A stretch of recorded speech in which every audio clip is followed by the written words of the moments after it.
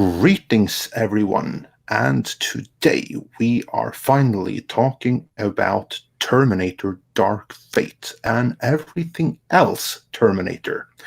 And to help me with that, I am joined by my usual partner in crime, Tom Connors. Hello, everybody. And we're also lucky enough to be joined by our good friend who has done some excellent coverage on all things Terminator, Mr. H from Mr. H Reviews. How's it going? I can see some people from my channel actually in the comments there.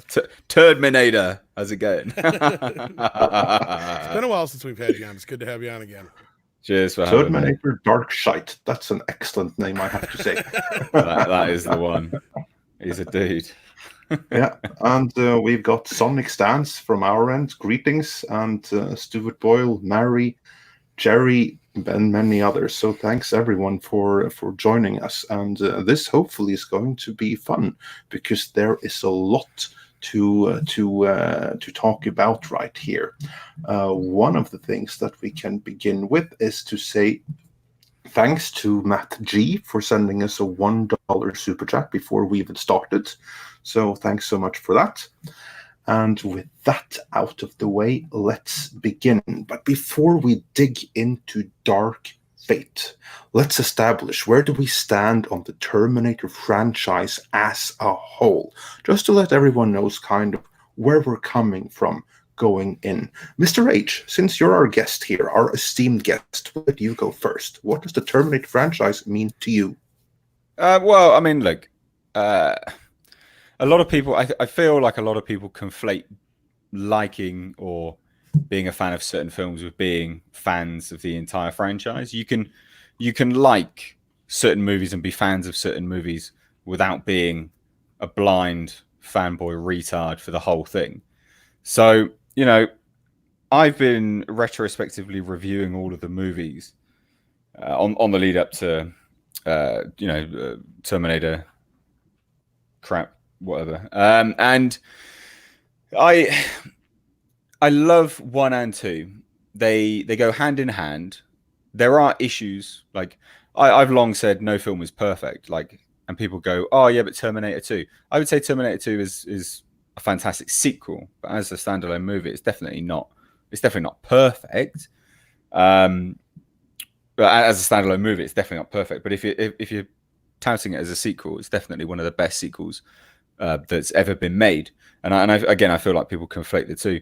So I love the first 2 movies. And I mean, if anyone's been to my channel and has been around on my channel long enough, will know a former bodybuilder myself, go to the gym regularly, have competed. So I'm not just some dickhead that just touts that, oh, I'm a bodybuilder, blah, blah, blah, all this kind of shit.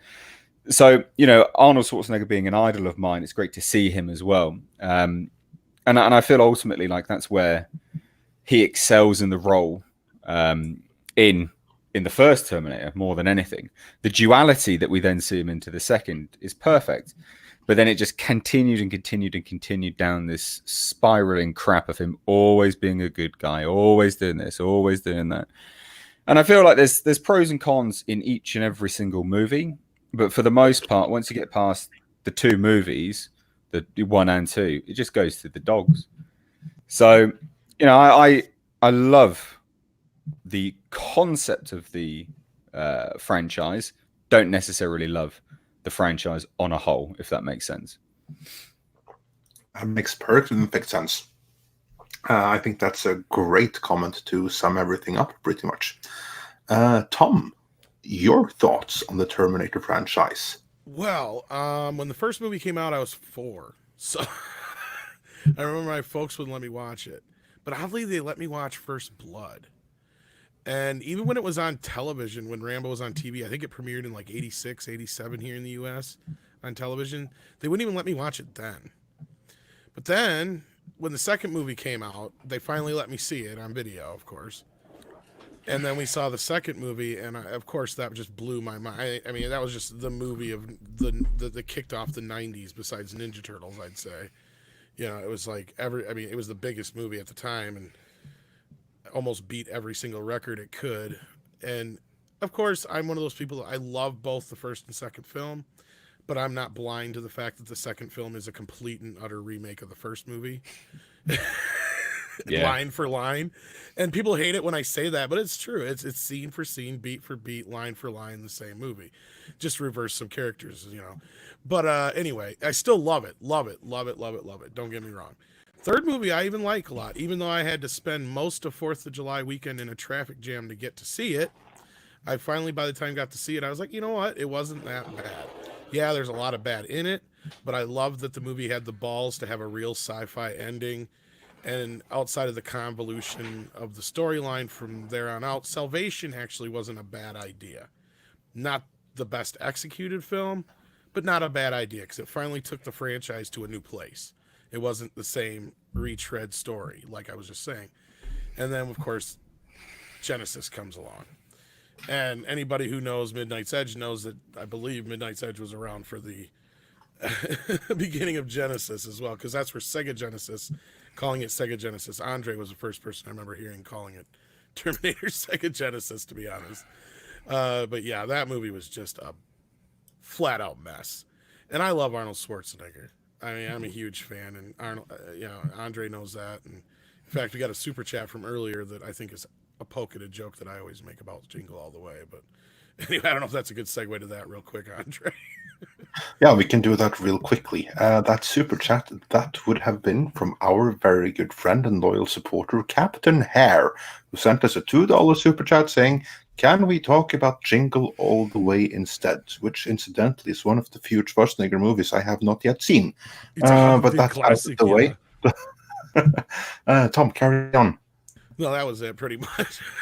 Yeah. No, to the point where Arnold shows up constantly on Midnight's Edge After Dark, talking about his holiday classic Jingle All the Way, which is the best film ever. Yeah. We're waiting for part 2. I've been working and working and working on Sinbad. It will happen. Yeah. And as for me, I'm a huge fan of Arnold Schwarzenegger. I'm a huge fan of him. I was first introduced to him with the promotional campaign for Terminator 2. So I remember when that was in theaters. I didn't see it in theaters. I was too young. No one would take me to see that at the time. So I didn't see that until long time later when it was on TV. But that's what inspired me to see the first Terminator movie. And before that, I even read some of the Dark Horse comics, which were being reprinted in Norway at the time. So that was kind of like my first introduction. And then I saw the first movie, then I saw the second, and I like them more now than I did at the time. At the time, I was maybe a little bit too young. I thought they were a little bit dark, tonally off, all of those things. But as I matured and my tastes in film matured, I consider those two movies absolute masterpieces. What I don't consider them to be are a franchise. That's something that they should not have been. Was there a way to continue? Yeah, there absolutely was a way. But it wasn't the way that was done. As we made a point of in our retrospective mini documentary, after the second movie, every single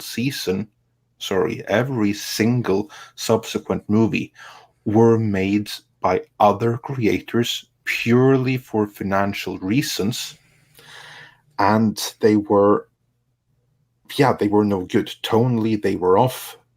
Everything was just kind of off with them. Some were better than others, but none were all that good. I didn't enjoy a single one of them. There were none of them that made me want to watch another. There was something annoying with all of the sequels. The sequel that I actually liked the most is probably the TV series, The Sarah Connor Chronicles. That's the one that had the most going. Yeah, I forgot to mention that. Me. I did enjoy that. I totally spaced that one out. Yeah. So yeah, I'm absolutely not a fan of all the attempts of trying to milk the Terminator franchise, because the only thing that you do with it is to dilute the brand name so that you can't make a proper third movie, which is something that this could have been. I don't think it is. We'll get back to that later. But this is something that could have been. But it's not going to be, because the previous movie was supposed to be the third movie as well, and so was the one before that. So, yeah, that's what you get for trying to milk a franchise that shouldn't be milked or even be a franchise. That's my thoughts on Right, that was going to be my big kickoff with this whole thing, is Terminator probably should have never been a franchise to begin with. Should have been a trilogy. Yeah. If that, yeah. I mean, Cameron kind of left the second movie to where you really couldn't go anywhere. I mean, it was kind of, I mean, there was a very few threads you could go off of. And that's where Terminator 3, I think, is so weak. Because otherwise, there's a lot of highlights in that movie, and then the ending is great. But again, you're pushed with the point of, it's been this long. How do we explain that Judgment Day hasn't happened? And, you know, all that kind of crap. Yeah. As for me, you know what they could have done? There is this deleted end scene in Terminator 2 where you have like the Michael Jackson ending. I don't know the name of it. She says it's this, all that happened on August 29th, 1997 was Michael Jackson turned like 50 or something like that. Oh yeah. That would be the one where we see the super futuristic California with Grandma Sarah Connor watching grown man John Connor with his children and stuff like that, thinking about how lucky they are and everything. What they could have done is that they could have remade that sequence with the actors now, with the real life dump that is LA, that has its own problems without being overrun by computers. Then you could have re-released the movie on 4K Blu-ray or something like that, with that one additional new scene inserted. That would have been awesome. That could have been like Linda Hamilton's return to the franchise. That could be her way of reprising the role, which would have been much more respectful and much better than what we ultimately got, in my opinion. So, yeah, I would have liked to have seen that. Well, I think that's a good place to lead us into expectations, probably, then. Yeah, probably. Before that, though, I have to give some credit to Cor Moran. Is that how you say it? Who sent us a $5 Australian super chat saying, Dark Fate is to Terminator what Dark Phoenix is to X-Men. An attempt to recreate the plot of a mediocre third film that somehow managed to do it worse. Yeah, I think that we'll get back to that in a very, very brief amount of time. So, guys, expectations going in to this movie, the wannabe third movie. I think that probably all of us were tainted by what we learned covering the production, and none more so than you, Mr. H. So, what were you expecting going in? Well, I knew, because I had a source on set. If you go back to the video, I can't remember what it's called now. It's on my channel. But if you go back to the video, and I say, look, I've got a video. I'm not going to show the video. I'm going to show the audio. The audio is exactly the same as the audio, or as what's in the video anyway, from that fucking Flash Future scene to what's her name? Danny Ramos saving young Grace. It's all there. It's exactly the same stuff. So I knew exactly what was going to happen in this movie anyway. You know, ye of little faith that watched my channel that were thinking I was talking out my arse. To our credit, we made a video backing you. So if you can't find, guys can't find this video, we made one saying, go check out this video. And we can confirm that this is what we heard too, but go straight to the source. Yeah, so, I mean... So you'll find a link to it there. Yeah, so I knew what was going to happen. I'm surprised that it didn't get out further. There was some accidents on set on the last day of filming as well. Like the whole production was a shit show, basically. They didn't bother listening to anyone. Everything leaked anyway. And rather than trying to correct it, they just fucking doubled down and went, well, just full bollocks, didn't they, really? It was just total trash. So my expectations were that it was going to be crap. But if anyone that has watched my channel for any length of time will know that despite when I cover things and I say, yeah, this is going to be trash, I think this is going to be trash, I still watch a movie with open eyes. And I know that probably sounds like something that is absolutely impossible to some people. But if you look at any of the Shazam coverage I did, I said that movie would be wank. I enjoyed it. It was quite a touching movie, to be honest. Not nearly as bad as I thought it would be. But it's the whole thing about Terminator Dark Fate fucking stunk. And you knew it was going to be bad from the get-go when Hack Miller came out and just abused all the fans and called everyone being like, if you didn't like someone, they'd just be a misogynist. Like, fuck off, you total dickhead. So I think everyone knew it was going to be crap. There was no...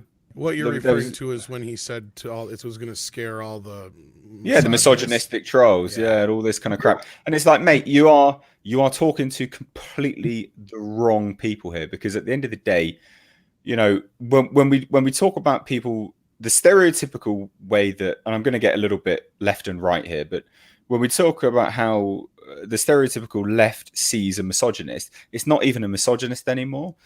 The left sees a stereotypical misogynist as just a normal fucking guy.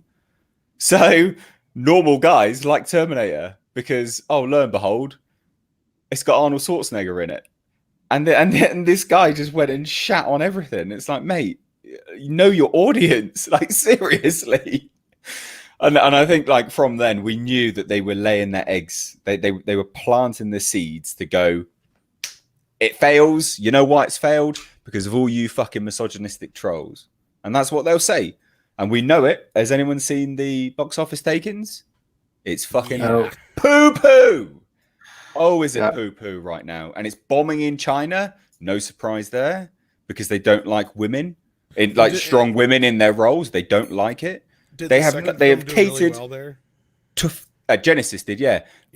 They have catered to fucking nobody, and they're bringing home the harvest of their fuckery, and I'm so very glad. There you go. Sorry, I just ranted for a little bit. Oh, that's quite all right. No, I agree. I think that Tim Miller, when he made that statement, in the aftermath of a really tremendously boring first trailer, that's where they lost the audience, and there was no coming back from it. In that moment, the audience turned on the movie in a way there was no going back from. Like, not every single member of the audience, but those that do pay attention, those of us in our little wheelhouse, the ones that are talking about movies, and between us, we have a pretty good reach, don't we? I'm not going to say that we alone were responsible for the movie's demise. Far from it. But there's loads of people that are interested in this. There were loads of people that picked up on those comments, and these people are fed up of being gaslighted for not having done anything. And in this case, what the hell was he attacking people for? Some imagined slight that had never happened. Yeah, it hadn't even had a chance to, like, percolate or do anything yet. And that's where, and I agree, Andre, you're right. And there's going to be some people that, if they're not going to use the misogynistic twist, they're going to turn around and say, oh, it's just because they've tried rebooting this thing so many times and people just tuned out. No, you're right, Andre. There was interest in this movie, mainly because look at what happened with Halloween. I mean, that movie grossed more money than the entire franchise ever had to that point, simply because of they went at it, even though the movie wasn't as good as we may have hoped, but in some eyes, look, they still went at it with the proper idea and with the right, motivations at hand as far as, like, with the characters. They didn't go into it all half-assed like they did with this. Yeah. So that's what annoys me, because that's what could and should have been done with Terminator. You could have taken some of the premise of this movie, and if it hadn't been for everything that's happened in between, you could have made a great Terminator 3 today. If there hadn't been a Terminator 3 in 2003, if there hadn't been a Terminator Salvation in 2009, if there hadn't been a Terminator Sega Genesis in 2015, then now you had the opportunity to make an excellent Terminator 3. The ingredients were all there, but they put them together in the wrong way, and there was just the brand has just been too tarnished by trying to force a franchise out of it, which shouldn't be done. Yeah. But it gets better as well. Like they're doubling down on all their comments. I don't know if you guys have seen any of the stuff which has come out since, but they're doubling down on all their comments as well. As is they're prone to do. Oh, but it's insane. Like it is. Yeah. Trash. Total trash. Yeah. Only comments I noticed is that James Cameron is, of course, doing his usual stick of starting to prepare to distance himself from the production. He's already done it. I kid you not. He's already done it. He's already throwing Tim Miller and David Ellison under the bus. Yeah. Like you can write this stuff. It is so fucking funny. Why anyone thinks James Cameron is worth his salt anymore is beyond me. And that is not to belittle any of the movies he's made, because he's made fantastic films. But the guy has spent fucking 10 years jerking off to blue big Smurfs, not dealing with anything that anyone actually wants to fucking watch anymore. It's true. The guy has gone to shit. Stop licking his arsehole, right? No, Stop agree. licking his arsehole and telling me it tastes like ice cream. The He's guy like George Lucas, fucking knows nothing anymore. He's dog shit. He's gotten He is into this dog point where he's shit. living in a bubble for so long that he thinks his own farts smell good. And it is not to say that the movie, obviously, he can become a hack.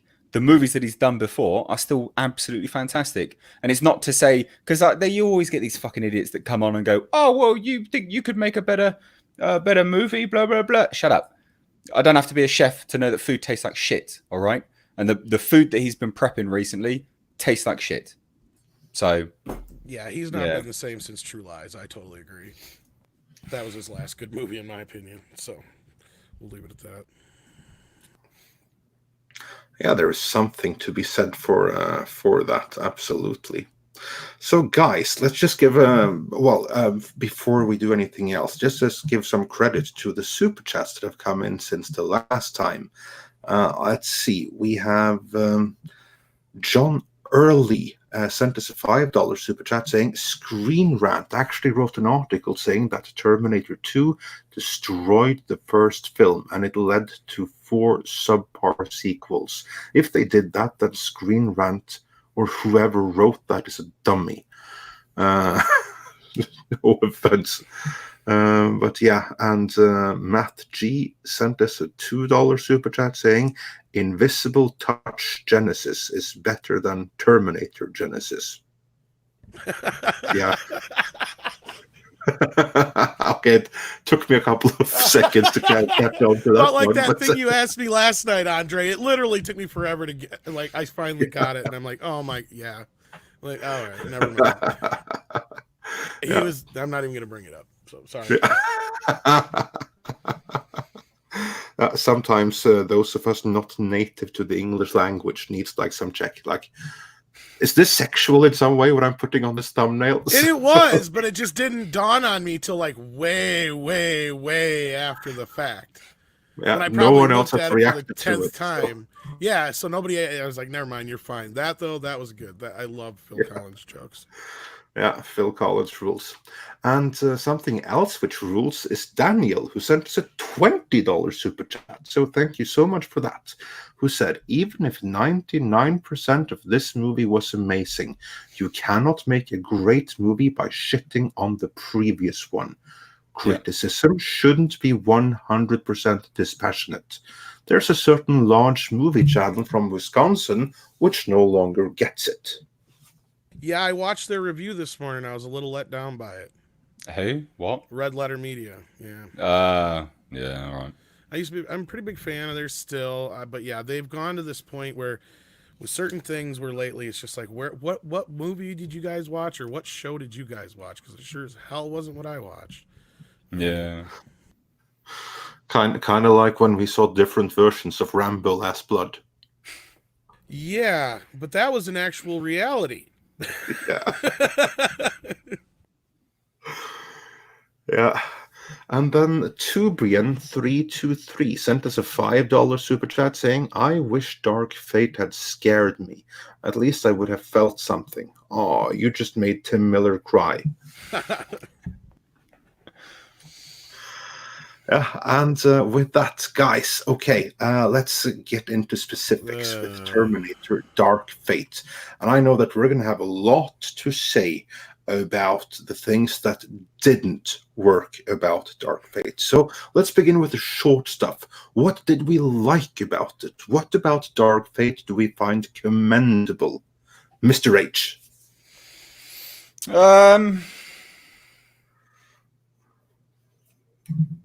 Well, I mean, it was good to see Linda back. Linda Hamilton was good. Some dodgy line. Focus on the good. Focus on the good. It was good to see her back. I thought Grace was fine. Good to see Arnold back. He was genuinely comedic, and I think a lot of people forget that he is actually a funny guy because he's so deadpan. He genuinely has good comedic timing. It's the best humor, though. I'm loath to say that the action was particularly good because I think it felt fucking generic, and the effects were dog shit. So I think that was it. Really, it was just good to see some people back. I can't really say much else. Like I don't know. I can't remember what I said in my. I think that the good stuff about this is Terminator for a new generation. That's the only thing that I can say. There's nothing much else I can say that was particularly great because it really wasn't. I didn't hate Grace's character. I can see the undertones of feminism and things like that. Absolutely. The fact that she only wears fucking men's clothes and things like this. It looks like, Justin Bieber. So I can see all of that, but her performance was good. I like her as an actor. She was good in Blade Runner 2049, and she was still good in this. It's just a shame that this wasn't a better movie for her to have a breakout role. But it still means that her character was still shit, FYI. So, yeah, I echo that. I echo that a lot, actually. I mean, pretty much most of what you said.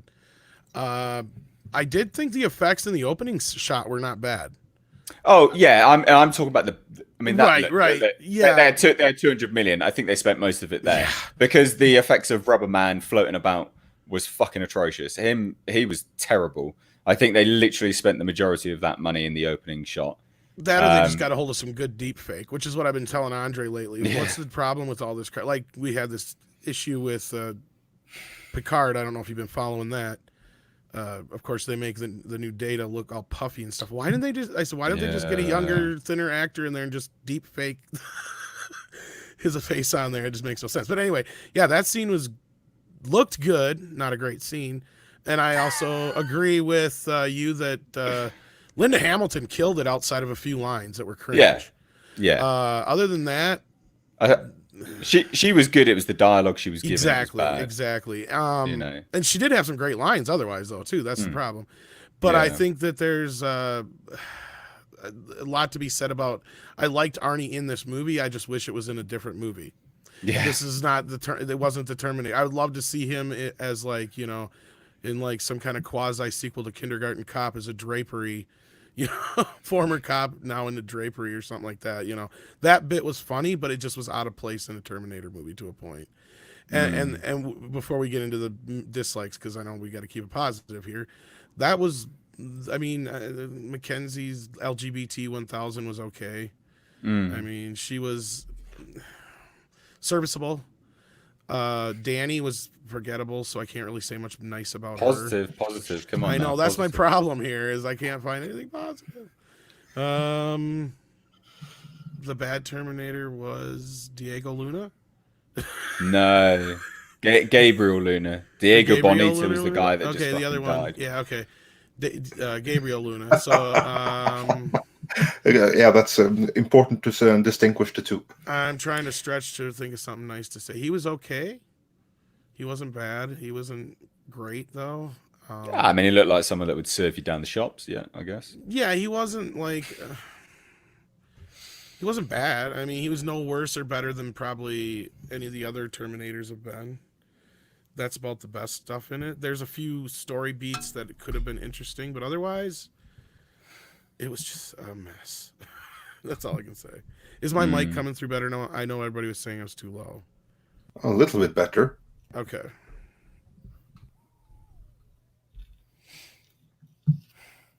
No, what about you, Andre? Yeah. Now. Yeah. As for me, yeah. What did I like? Trying to stay positive. Well, first and foremost, I liked the tone of the movie. Not saying anything else about the movie, but this was the first movie that got the tone right. None of the other sequels since Cameron's originals have ever gotten the tone right. To me, that's been their biggest downfall. This one had the Terminator tone, so that's good. And Arnold Schwarzenegger, of course, is always awesome. It's always fantastic to have him in the movie. And I really liked the take on this, that basically here then you have a Terminator that has now completed his mission. He can't go back to Skynet and get a new assignment. So now what the hell is he supposed to do? And I'd love to see a movie following that, with like him having completed his mission, no matter what that mission be, and then just standing there still and deciding, but now what the hell am I going to do? And then learning from there. I think that would have been a really cool story. And but that also wouldn't have made any sense if he did that. But I don't know. I'll digress. Sorry. Yeah, it wouldn't have been any worse than this movie or any of the other sequels. But still, so yeah, I thought that was a really cool, interesting angle, which I'm happy with. That Schwarzenegger was great at it. I also thought that Mackenzie Davis was good in the movie.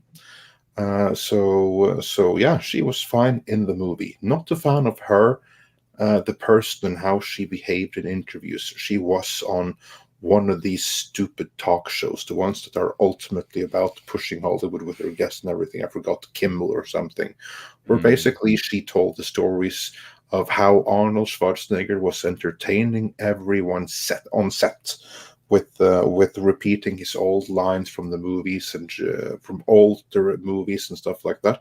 And she didn't get anything because she hadn't seen them.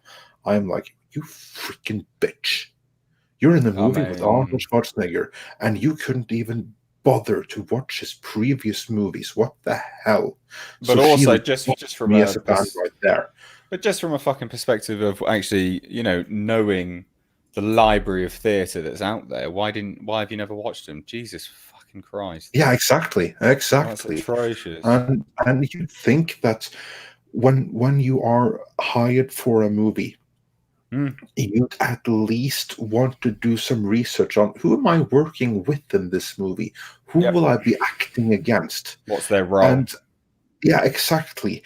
And in that process, maybe she would have learned that Arnold Schwarzenegger is something of a big deal and maybe should be treated with a little bit more respect than, say, Gabriel Luna. Yeah. And she obviously didn't do that. And that soured me a little bit on her as a person, although her performance in the movie is fine. Same with Linda Hamilton. Her performance was also fine. It was cool to see her back. Too bad she was back in the wrong movie. Yeah. And that about sums up what I have to say, which is good. Which again, like for the rest of you, wasn't all that good in the end. Well, in her defense, and this is where we can jump into spoilers, she didn't really need to see the other movies because they destroyed Skynet and John Connor, so they wouldn't have to bring in Arnold Schwarzenegger ever again. No, she didn't need to see the movies, but she could have seen Predator. I know, I'm being facetious, but still, that's my point. Yeah. No, wait, silly me. She didn't need to see the other movies because this is a fucking remake of 1 and 2. Exactly. Yeah. Oh my god. There we go. We've done it. So I'm saying, that was my, and now we're getting into the other part. That was my two biggest takeaways from this movie. They made Sarah Connor a failure just to build up Danny, and they made Skynet go away so they don't ever have to worry about bringing Arnold Schwarzenegger back again. Mm. That was the gist of this movie. Oh, and to bring back Linda Hamilton as Sarah Connor. That was it. Yeah. Okay, now that we have covered what we liked, all the good things there are to say about the movie, now let's get into the bad stuff. And instead of us just listing them, because there's going to be a lot of repetition, let's do them topic by topic. So we take one thing that we didn't like and we discuss that topic, all of us, before we move on through the next topic. Mr. H, what will be the first thing to discuss that we didn't like about the movie? Let's talk legacy. Let's talk the legacy of characters and story structure pertaining to the legacy of the other movies. Why not? Let's do that, I think. Go for it. Take it away. Well, they set you up, don't they? They set you up with that epic police interview. What was it, Silberman? Epic. Looks really good, and then fucking boom, blang, he's dead. Shoot John Connor in the fucking chest. Bye-bye. Yeah, bad idea, because then it just makes you want to watch Terminator 2 instead. Yeah, but not only that. It destroys everything that came before it. Yeah. The whole thing's pointless. Pointless. It throws up so many issues because the first two movies are now rendered totally pointless. There's so much nonsense to unpack with why that is crap and such a bad subversion of expectations. And everyone's go-to excuse is, well, have you seen Edward Furlong? He's fat as fuck and he's gross and he's on drugs. Who says you have to get Edward Furlong back? The only reason people are talking about him is because James Cameron lied to you all. And it's amazing the amount of people that still brown nose him. He literally lied to you all and said he was back as John. Get Norman Reedus. I've been saying it in videos. He's a dead fucking ringer for adult John Connor. Get Norman Reedus. You don't have to get Edward Furlong back. You don't have to. You know, you do not have to. But the fact that they killed him off straight away to then replace him with an identical character archetype that is a woman and a minority is just checklisting agenda points. So they just shit on everything to then remake the film for a new generation, but whilst checklisting off woke points. It's fucking trash.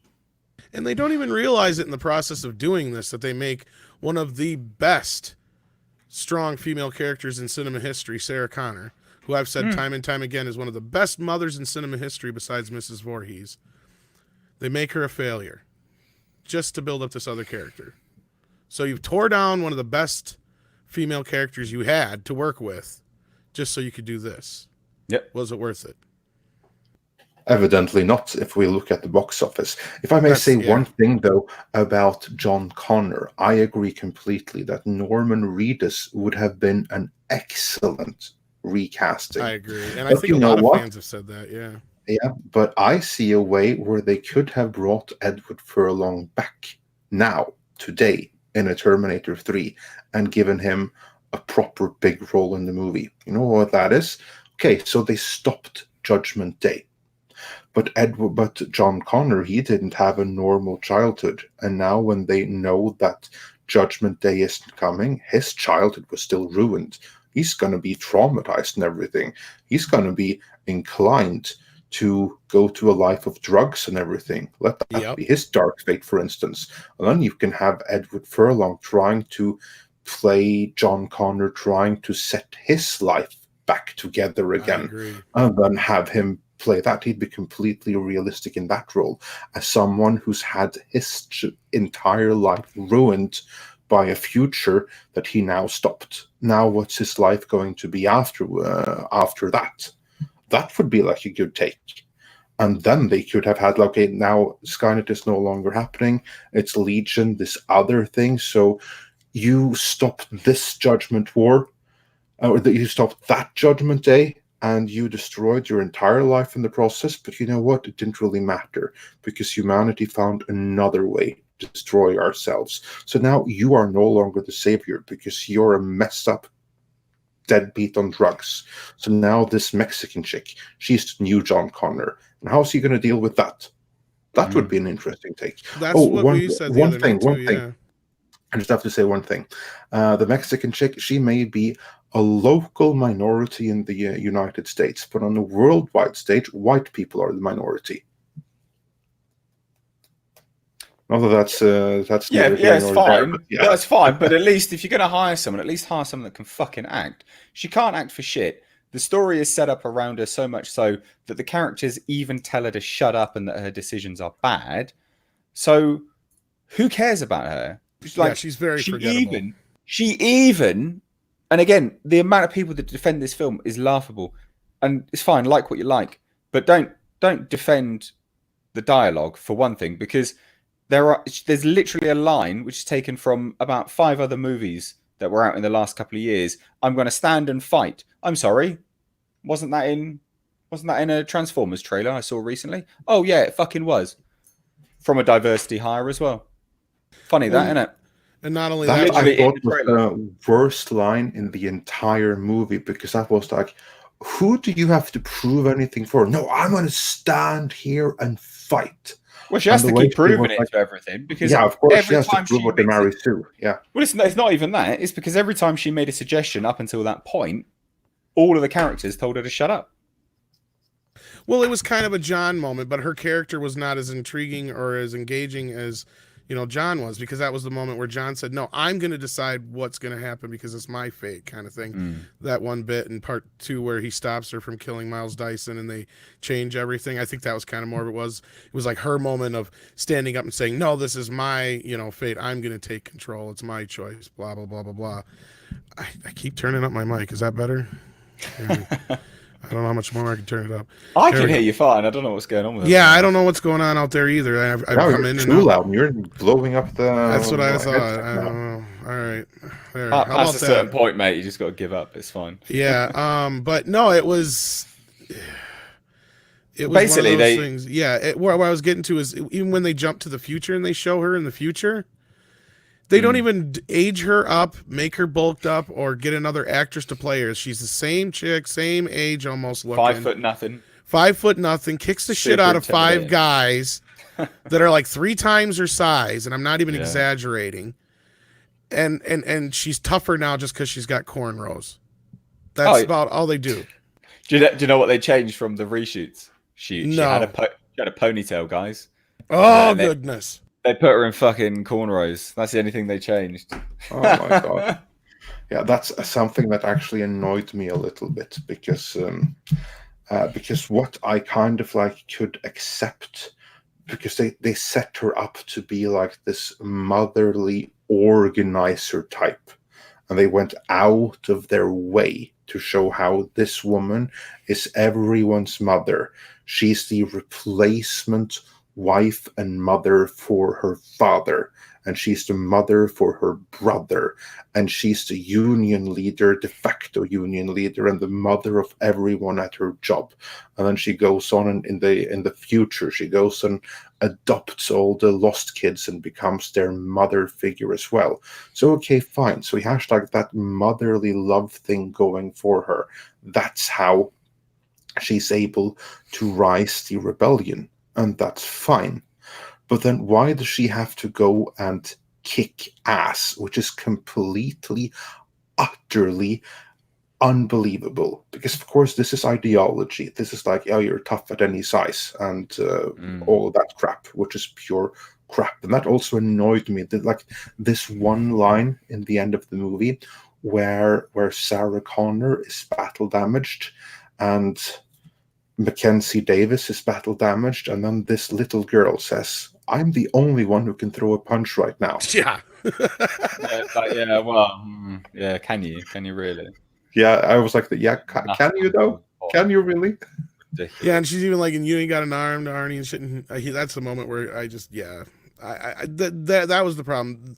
There was so many moments where the verisimilitude of this movie went out the window. I mean, let's face it. Yeah, it's a crazy sci-fi concept to begin with. I get that, but that's what was so pure and great about Terminator 1 and 2 was that you could buy into this concept that we are that destructive that someday we will destroy ourselves by making an AI that basically sees us as the problem and decides to turn on us.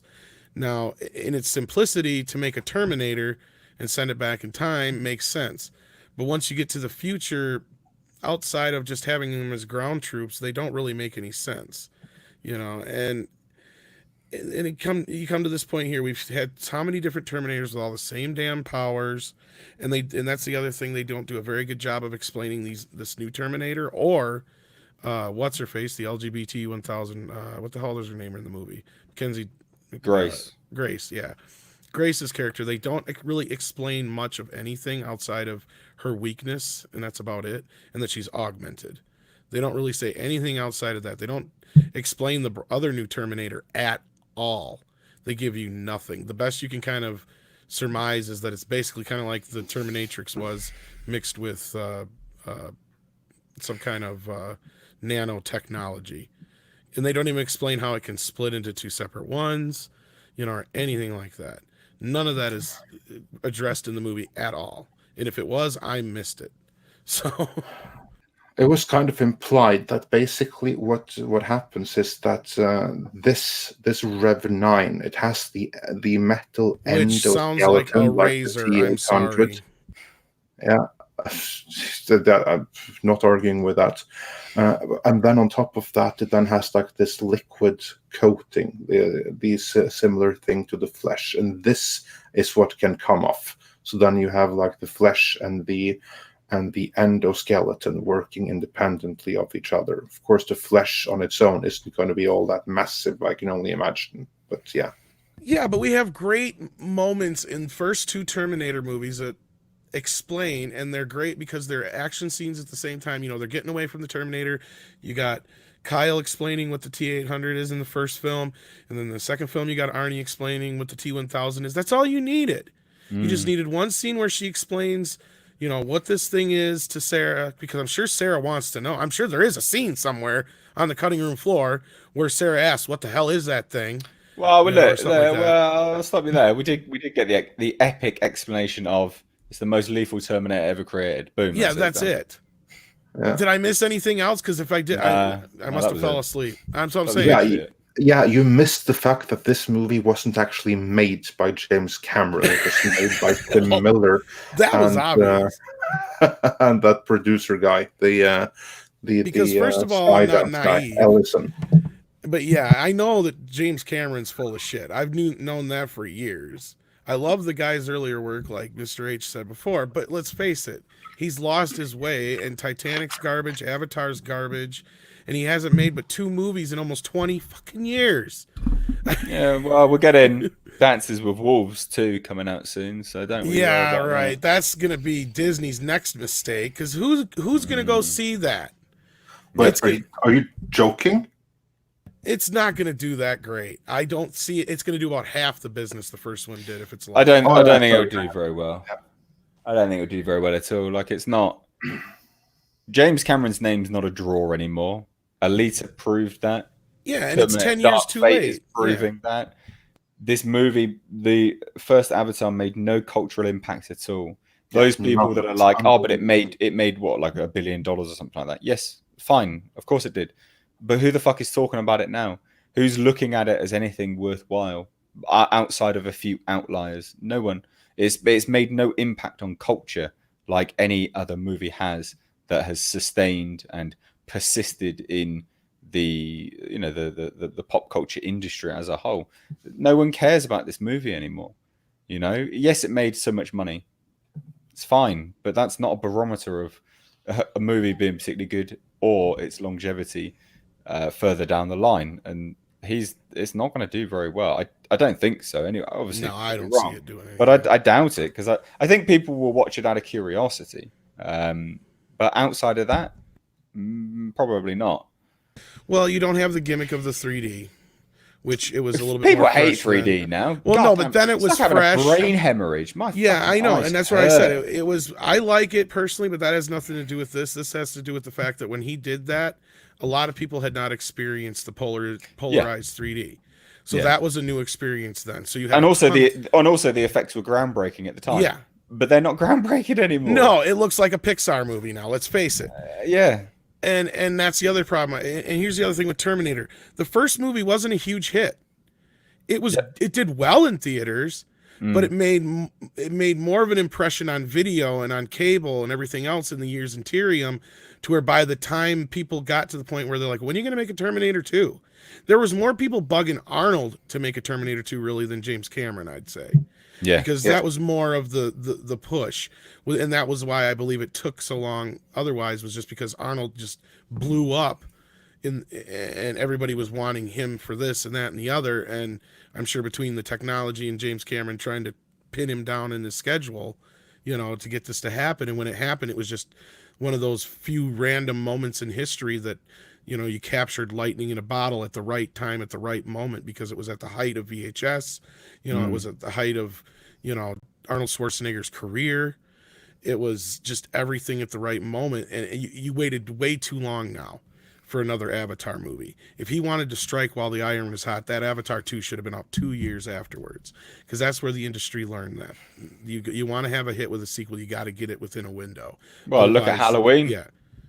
Look at Halloween. They're rushing the sequel out. Look at Venom, rushing the sequel out as well. So it's all the same. Like, you're completely right. You have to. Well, things move faster you have to now. hit it. Well, you have to hit it whilst people are even bothered about it. No one fucking cares about Avatar anymore. Well, not only that, everything moves faster now too with technology, where a movie only lasts in theaters about 2-3 months as opposed to a year. Yeah. There's a perfect example on missing the window. Star Trek. The 2009 Star Trek movie, that actually did a lot to respawn interest in the franchise. Yeah, I know many of the old-time fans hate it, but you can't deny it. Many people greatly enjoyed that movie and were looking forward to a sequel. They should have had that sequel in 2011, 2 years later. They didn't. They sat on their hands and did nothing for 2 years. And then they rushed it like there was no tomorrow the next 2 years. And the movie came out 4 years after the first one. And the problem with that was that it had lost so much momentum in those 4 years. And then, to make matters worse, it was the wrong movie. So there was no momentum left for Star Trek Beyond after that, which many liked the best of all of them, but it didn't help, because all momentum was lost by that 4 year gap. And now for Avatar, it's like more than a decade gap. And as you pointed out, all cultural imprint is gone. It left nothing. Yeah. Like, no one is wearing Avatar tattoos. No one is writing Avatar fanfic that I know of. No one is collecting it. There's no comics. Well, actually, there was a comic. It sold nothing. And the other difference you have now is Marvel. See, when the first Avatar came out, there wasn't a million things to fill that void. Now there's a million things to fill that void that people are just gonna be like, oh, them blue people are back. Because we got Marvel now, you've got Star Wars, all of that stuff's back, to where there's so in Star Trek too, in a way, to where it's all just. That's where we said Star Wars is suffering and why it's not as big as it used to be, because every part of it is, they're making a bad product, so they're not hanging on to their classic fans, and there's just so much other stuff to take our attention. And especially when it comes to kids, the kids are more worried about Marvel than they are about Star Wars, and I really don't see them turning their attention to Avatar. There has been nothing to keep it in the pop culture zeitgeist for the last decade. There's nothing that they didn't have a TV show, a cartoon, nothing to keep it in any kind of like, I mean, like you said, Andre, even comics was barely minimal. So before we go on, we've received a few more super chats, so let's give them their proper dues. Sister Harrow sent us a $5 Australian super chat, just because I like meat. Oh, thanks, Harrow. We really appreciate that. And then Austin Trench sent us a $2.99 super chat saying, we can't get the Ninja Assassin 2 yet. We get this. I said that wrong one more time. We can't get the Ninja Assassin 2, yet we get this. Evidently so, yes. Right, and that kind of almost leads to the end of my my whole point I was making, is that we've gotten how many different Terminator movies in the last few years as opposed to what we did for like almost 20 years. It was crazy, but yeah. Yeah, way too many. Moving on, Sonic Stance sent us a $5 super chat saying, "This movie sounds like Predator 2018, with how much it hinges on nostalgia while also dumping on the past and the fans. Is that accurate?" Yeah. Well, certainly not wrong. Yeah. Yeah. Adam Watford sent us a $2 super chat saying, "Yay! Mr. H is on Midnight's Edge." I'll echo Yeah. that. Yay! And he can't stop laughing. And Matthew Fury sent us a $1 super chat. He said he didn't say anything, so I'll ask instead, what's so funny?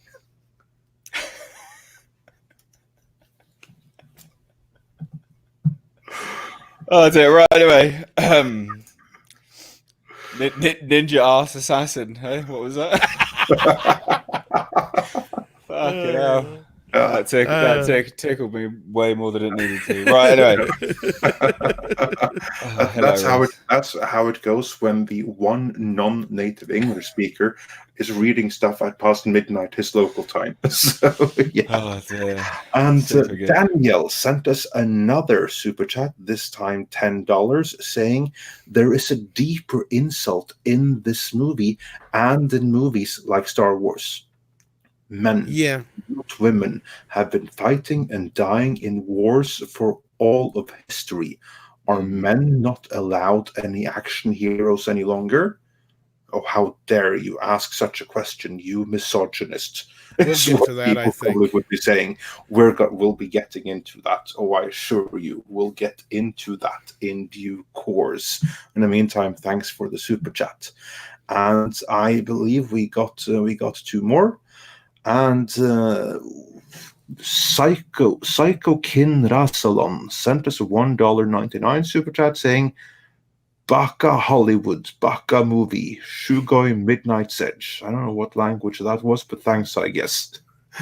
William Merck sent us a $4.99 super chat saying, "I think you guys hit the nail on the head. We need Terminator to go action hotter again and focus on the future war." That would have been the most natural Terminator 3 of all, of course. Well, that's where I said earlier, Salvation had the right idea. It was just poorly executed. You needed to get out of the same horrible execution. You needed to get out of the same old, Terminator gets sent back, good guy gets sent back kind of thing. You needed to get to something different. Yeah, but they did. They did do something different. They changed it up with like this Red Queen stuff and the T-800 appearing that like was just 20 years too early and stuff like that. So they were changing things. They were just changing it in a wrong and stupid way. That's what I'm saying. They needed to give us the war we wanted, not, Anyway. Not the war on set between Christian Bale and What don't you fucking understand? Yeah. That was fun though. That's the best part of the movie. Yeah, that's what permeated the movie, unfortunately. I remember that rant more than I do anything in the movie, sadly. Yeah. I don't think there's anything unfortunate about it. I mean, because now we have some fun, happy, joyous memory of Terminator Salvation. What would we have without that? That's one way of looking at it. Glass half empty. Here's a good one that I just saw, I believe. Phantom Media sent us a $20 super chat. "Mr. H, what Terminator movie would you make?" Interesting. Well, I mean, I covered this in the video about why we don't get the future war. I kind of alluded to it when I said that Terminator should have just been a trilogy. Like, yes, they closed out the second film in a way which makes it difficult to do a sequel and things like that. But just give us the future war, just close it, just have a cyclical franchise. So literally T2 shouldn't have. Well, T2 ended in a way which makes it difficult to do it. But if you then make the third film, The Future War, and literally round out the whole thing, have Kyle Reese go back in time, like they did in Salvation, yeah. Yeah, but you got to remember, like, the whole point of, well, no, because we didn't see the events of what we were told in Terminator 1 in Salvation, were we? Tom, I I'm think you meant like in Genesis. I'm saying actually have it Or as... was it, or Genesis, yes, you're right. Yeah, but like actually... Or whichever. I don't know. Have the Future War there and have it just as this cyclical trilogy. But they'll never do it because, generally speaking, that would mean the end of the supposed franchise and the meal ticket for a lot of people. So, but I think that's good. I think there's something to be said for having it end and having a good one, you know, a wrapped up story. I think that's that, you know, people respect wrapped up stories a lot more than they do a franchise that is milked so hard that the teat has fucking fallen off and dried up to some crusty mess. Like, there's only so much you can do it until people just absolutely will not respect or take any entry into the franchise seriously anymore. You know, there's so many of them to look at because we keep getting sequels that are garbage time and time again. So it's not difficult to look at it and go, yeah, they probably shouldn't have done that. They probably should have just gone, right, here's the trilogy, let's just stop it. And then if it was a success, then you can pass on into you know, some other things. You can then go an offshoot story in the same world during the war, but telling a different story within it. That's easily done. You don't have to be a genius writer to figure that out. And you know, but the main story itself, have it you know, condensed into 3 movies. Done. You know, that's what I would personally do. Yeah. Well, somebody just said, I just missed it in the chat here. They said something interesting. They said, oh, Jim Turner, we said there'd be no more films after Genesis, and yet this happened. Yeah, but we didn't anticipate, I think Linda Hamilton is what made this happen more than anything. Yeah. That and a changing of the guard. Of course, there was the big rights thing. I don't know if Andre wants to touch on that a little bit at all. But Well, certainly. I don't know who is this we who said that there wouldn't be any more Terminator movies, but basically, what happened is that the makers of the previous movie, Terminator Genesis, they knew that the rights were going back to James Cameron. That's what everyone was talking about. James Cameron is taking the rights back, and then he's gonna reboot it, and everything is gonna be fine. No, he wasn't. And no, it wasn't. James Cameron has moved on from Terminator. He's not interested in making another one, but he's very happy to see them continue to be made so that his friend Arnold Schwarzenegger has something to do, and any other friend of his that can profit from it financially. So they're happy to support more movies being made for that. But he has no more stories that he wants to tell. He's done with it. He's not making another one. So the first thing that he did, knowing that the rights would revert to him, was to lease it right back to David Ellison, who made Terminator Genesis. You know, the one that many consider the worst of the franchise? That's the dude who's ultimately behind this movie as well. And he did it with the permission of James Cameron, because James Cameron leased the rights right back to him. That's what happened with that. And if for some reason they decide that we can trick some more investor money, or we can skim some more investor money off the top if we make another, no matter if the movie bombs, it's profitable for us. And if they can find someone stupid enough to pay for it, they can make another. They can reboot it again and again and again and again. As long as they find someone to fund it for them, they can do that. No, and James Cameron likes money. And he kind of let that be known when he said, I'm not going to stop my friends from making money off it. Yeah, and this time he makes money too. That hasn't happened before. This is the first movie since the second one where he actually gets some money. Well, no, sorry, he has gotten money for But his more endorsements money. of the previous one. But this time he gets more money because he's the ultimate rights owner now. He wasn't that before, so he gets more money now. Well, Now he's he gets soon to more not than be. James. Hmm? He's soon to not be the ultimate rights holder. Gail Ann Hurd is going to court for copyright. Really? Huh. Well, I heard yeah. something about that. Yeah. I wonder how that'll play out. Well, yeah. I mean, ultimately, she may just take it back and take partial ownership and just go. I think they'll work it out behind the scenes. I think. Yeah, I think that it's he'll break her off a piece of all it. about money. Yeah, that's what I'm all it saying. is. He'll just break her off a piece of the rights, and they'll be happy about it. Yeah. I mean, she's got to look at it from the perspective of they were an item at the time the first movie was made, and she basically was built on this movie and owes everything to James. So I'm sure they're not going to drag it out forever. They've always been nice and public. Now, and it wasn't They pretty. are divorced, but they've always been. What was that? And it wasn't pretty. Yeah, but I mean, they seem to have worked out a lot of their differences in public, in quotations. So I think that's what'll happen is he'll just break her off a piece, like maybe 25% or something. I'd be surprised if she could get anything because it was very obviously him who made it, unless she's suddenly going to claim that it was to work for hire for her the whole time.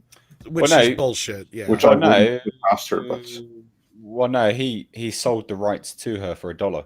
Yes. Yeah, and that's what I was saying. On the premise. So legally, she is entitled to it, and legally, she has a writing credit because she input some I don't know, some. It could get complicated if she does decide to make it that. Okay, then I want to make a prediction. If she gets the rights back, no matter what happens, new reboot to follow. And on that note, we have a very cool question in the comments from someone you all know very well, Robot Shlomo, aka Rob, our own narrator supreme. Do you think James Cameron is saying killing John Connor was his idea because he has enough clout to shield everyone else from criticism? Has he said it's his idea? He took some responsibility for it, yeah. Yeah. I think that if he says that, it's just because he's taking the piss. Yeah, that's just his way of showing how little he cares, because then basically he's alien 3ing his own franchise or his own story, because he's basically then just showing, I don't care about this. I'm completely over it. This is how much I care. And people who are but he looks like a fucking retard for doing that. They're going to pick up on that. At least I hope so. If not, he is, as you say, a fucking retard. Well, no, but he looks like a retard anyway, if that's the case, because he's gone on record. I did a video on it, or literally, I didn't really say much. I just showed video clips of him and how many comments he's made about how he hated Alien 3 and how he hated killing them off. So he's a fucking idiot. He's a hypocrite. Looks like a twat. But don't worry, everyone. Hail at the altar of James Cameron. Eat his poo-poo. It's fine. Don't worry about it. Fucking. I'm sure they won't. I think part of it is like, okay, first of all, yeah, he's got, okay, we got to first say that he's got investment in this movie. That goes without saying. So, of course, he's going to say certain nice things about it. Of course, he's going to shield Tim Miller to a point. Yeah, for a while. For a while. And that was just what I was going to get to. But he's done this in the past. He loves to say one thing, and then later on he'll say, "Oh yeah, I said that, but I just said that because whatever." But he's already starting to do that, guys. He started to do it before the movie was released, the 22nd of October. He's already started to do it. So he's already distancing himself from the project. He's already saying that some of the decisions weren't his, and how it was. There's he's already starting to do it. So. Yeah, and it's kind of almost like when a guy leaves a band and they say semi-nice things about the band otherwise, but they think it's shit in private because they know their stuff was always better anyway. So he can say whatever he wants about this. Everybody's going to love his 2 movies no matter what. Mm. Kind of like but anyway. Yeah. Good comment from North American Ham Rammer. sent us a $5 super chat saying, should have been Sarah Connor and John, played by Norman Reedus, fighting side by side, assembling John's team. Sarah would sacrifice herself. Daft Punk synthwave soundtrack. That would have been something. Yeah, that's what we were kind of saying last night to go along with what you guys were saying too, to a point. Or not last night, but the night before, I think it was, when we were talking about, night before. And I said, why didn't they just have John Connor in the movie? He could have been living with this other Terminator he reprogrammed, because him and Sarah found a few other Terminators out there, but they were kind of like just doing nothing because Skynet doesn't exist anymore, so they hadn't had nothing to do, or whatever. So you could still have Arnie in there, whatever it is you want to do, in that sense. But yeah, you could have had him, whether you had him as Norman Reedus, or you could even brought back Edward Furlong, like Andre was saying, because you just have, you're like, Mom, you fucked up my life. I had no childhood. You spent your entire life raising me as this soldier, and now what am I supposed to do? And then he finds out that this new Terminator's come along, and it's a Legion and all that kind of crap, and this new girl, he sees himself in this new girl, and he knows there's only one person he can turn to, and that's his mom. There was so much like that, there's tons of shit. Yeah, this comment that you've highlighted, why they killed off John Connor. Take a good look at Edward Furlong today. It again, apologies, J-Lo, but it's a very, very poor argument you're making there, dude. Right, I just killed that. No one who the fuck says Edward Furlong has to be in it? If James Cameron did not say Eddie Furlong is back as John, you would not have thought Edward Furlong was going to be back as John. Like I said numerous times, like many other people are now saying in the chat, get Norman Reedus. It's a role, not a person. Get someone else to play the role. And it's been played by three other actors since. And in my opinion, they were all horrible as John Connor. Norman Reedus would have been awesome. 6 if you count the grown-up, or 5 I think it is if you count the grown-up versions in the future flash forwards too. Yeah, he was badass, the one in Terminator 2. He's the best one. Well, and there's the other thing we ran off with is like, okay, sure, they wanted to move it away from the Connor family and bring in this new, diversity situation with the Terminator. You know what? In that cut scene that you were talking about, Andre, John Connor has a daughter. They could have just, skipped a generation. Now it's his daughter is the next one. You could have just done that. Yeah, I think some fans would. Yeah. Yeah, pretty much. Like, there were so many things. And anybody who wants to turn around and go, "Oh, you just gave him a daughter just because you wanted to make it a girl," it's like, oh well, actually no, there was a deleted scene, and it's very easily to find on the DVD.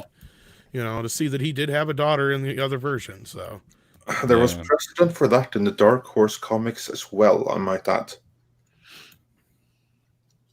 There was like some alternate reality where Sarah Connor had a daughter instead of a son, and in that reality, Jane Connor went on to become the hero of the Resistance or something like that. And those comics were, on the whole, pretty decent as well, better than most of the movies. Well, let's talk about that just a little bit now, real quick. There was the whole, Red Letter Media that was brought up earlier. They didn't say there was a lot of Ghostbuster 2016 isms in this movie. I beg to differ. Oh, hell yeah. They bring it up like 3 or 4 times that you're going to give birth to the man that's going to save the future. And the way they say man every time they say that, and just so they can have that stupid twist when you find out, no, she's John Connor. It's like, oh, for fuck's sake. She don't need no man to impregnate her because she's awesome the way she was already, and we see this built up throughout the entire movie. Basically, she's the non-Jedi equivalent of Rey. She's already a Mary Sue, already perfect at everything, and she just needs to learn that there's more going on, and then like in one day she's ready to take on the Resistance. That's like Gracie literally tells her that when I first came, and then you were ready to hear that you were going to be the leader of the Resistance. Yep. Now you're ready. Yeah, and then they turn around and hit it even home harder by making Arnie a demasculized interior decorator who has a sexless marriage and now has caught the feels. Yeah. Actually, I have to say this. I saw the movie with my wife, and she even commented that, what the hell is this feminazi thing here? Why is every movie now feminist? And like, she was actually angry almost about, what are they doing to Arnold? Why is he so subservient to all of these women? And also reacted to like this thing with the sexless marriage and all of those things, like the really, really strong political undertones, to the point Well, I mean, if you're doing for her you're and for talking me. about true feminine power, I mean, Arnold's wife could have just fucked him. I mean, he could have just laid It's not down. like you don't have a dick. We know. We've seen it swinging in the first movie. Yep. It's pretty much there. We know Terminator's got him. Yeah, and there's a bunch of And in the Sarah Connor Chronicles, we learn that they can use them. Exactly. It's Yeah. not okay. Yeah. He may weigh 400 pounds, but there's ways around that. Come on, give me a break here. Well, yeah, just lay down. Just fucking women can get on top as well. I It's mean, we're all Arnold about fucking feminism, right? Schwarzenegger. Yeah. Yeah. Wasn't we're it all about Doggy women. style, problem solved. Rob? Was We it? could Yeah. Was it? we could Mech- do it doggy style. I was gonna say, wasn't it don't have- Mecca or somebody like that who said it's fucking Arnold Schwarzenegger? How could you not want to fuck him after being married to him for so long? It's in the same, or was it Mary? Somebody like somebody said it. It's just like whoever was one of the women in the Phantom Menace said it. And it's right. It's Arnold fucking Schwarzenegger. How can you have this sexless marriage with somebody like that in the household? I'm sorry, that just makes no sense to me whatsoever. Yeah. Like it never Not came now. up. Now, honey, I've got a headache. It's going to last for a couple of dozen years. I'm sorry, I got the bad case of ED. Yeah. But that just begs the question. I mean, if there's no state of arousal, I mean, what is the Terminator equivalent of Viagra? I mean, what would they do? I mean, geez. Yeah. But this Hey, is Rob, by the way. how's it going, Andre? Mr. H, glad to meet you. How's it going, dude? Oh, fantastic. If anything, she'd be the happiest wife in the world. He's a machine. He should be able to do whatever she needs and wants for as long as she needs and wants. Mm. Yeah, Are well, you they sure have I can no- go again? Do you need it for longer? I can make it longer. Hold on, let me go to the garage. I got to get some power tools. I got it there. Oh God, it sounds like I dodged a. I heard, thank you, internet, for spoiling this, but it really doesn't. There wasn't much a whole lot to spoil. I mean, I really dodged a bullet not getting the spoilers on this one. I mean, holy cow! I mean, I feel sorry for you guys. You actually had to pay money to see this. I didn't, but that's neither here nor there. But yeah. Okay, well, But let me. but I mean, I think that there's I think there's actually a reason for that, because there was someone that I do not recall exactly who it was, but I heard some commenter basically saying that this is Hollywood all making a massive apology for the whole Me Too thing and everything, and that's what this is all about. And in the case of Schwarzenegger, it's like ironic, because this is a guy who was notoriously unfaithful, and he has one child out of wedlock that we know of in reality. And I state that we know of because there are rumors apparently that there are two more little Schwarzeneggers running around in Hollywood. I bet you there's more than So that. in this movie, to kind of like make up for that with the political angle they're going for it all, they have to neuter him completely and have him be in a relationship that was always platonic, where he is a father, but not to his own kid. Well, no, but I mean, I brought up this on After Dark. Actually, there was a piece written on a website called Medium.com detailing about how Kathleen Kennedy has turned Lucasfilm into a naked mole rat colony, and we hate to keep dragging her into this, but it warrants mentioning. I mean, it's feminism is in these movies and we were talking about the Me Too thing. It's all about female empowerment. The women are smarter than everybody else. They all know better. The men are all inept, incompetent, and in Arnold's case, impotent. I mean, it is the ultimate metaphor for what feminism in the Me Too era means. And I hate saying this, and I hate sounding like, go ahead, call me an ist, call me a phobe, call me whatever you like. But you know what? You're overdue. You're overcompensating now. I mean, they turn Arnold into a literal cuck. I imagine your wife, Andre, would say, "Oh, geez, enough is enough. All right, we get the point." They turn him into a fucking fanny pack. Yeah, but also, he's there. Draperies, Carl's draperies. There is no more effeminate business than that. Draperies. Well, no, I shouldn't say that. The guy who won the America's Cup, what was this guy? Back in the 80s, he ran a drapery factory, but still. It's like, my point, at the same time, he shows up with that needle and the EMP that's worthless. Like that, at that point, that's all his character is worth, a fanny pack. You know? It's like he has no purpose until the very, very, very, very end. And even then, it's just, they had a moment to have a few good things happen, and they still didn't do it. It was just, yeah. It's not even that. Like, I mean, they even don't make sense in their own universe that they establish. So he doesn't fuck his wife because apparently she can't get on top of him, and he weighs 400 pounds, so he can't get on her.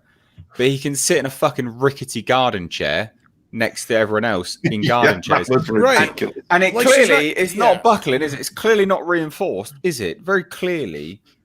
So, what? How the... What? Universe-breaking things. And I know it's super dumb to point apparently IKEA in this universe makes a whole hell of a lot better chairs than the ones we know. Jeez. Apparently. No, all they had to do was show like just a real quick cutaway shot of him, like he had like the chair reinforced somehow or something. Yeah, that would have changed. That would have done it. That would have done it. Yeah.